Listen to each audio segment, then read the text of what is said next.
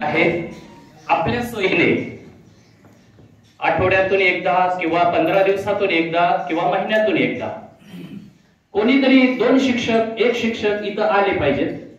या ठिकाणच्या गुरुकुलची माहिती घेतली पाहिजे की विद्यार्थ्यांची प्रगती काय चालू आहे किंवा तुमच्याकडे जे ज्ञान आहे ते विद्यार्थ्यांना तिथपर्यंत देण्याचा प्रयत्न करावा. एवढी एक अपेक्षा इथं व्यक्त करतो. खरं तर तात्या मला म्हणाले होते की बंद करायचं नाही, आपल्याला हे चालवायचंय. तेव्हापासून मी मनामध्ये सारखं आता सुद्धा थरथर कापतोय. मी म्हटलं होतं की मी तात्यांपुढे उभाच राहू शकत नाही मी, कारण योगदान दिलेलं नाही म्हणून.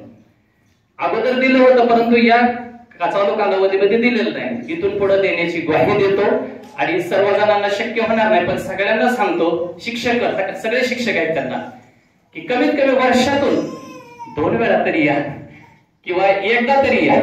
12 शिक्षक म्हणलं तर महिन्यातून एकदा 1 शिक्षक होतील.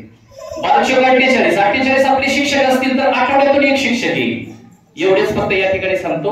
बोलण्याची संधी दिली त्याबद्दल आभार मानतो आणि माझे 2 शब्द संपवतो.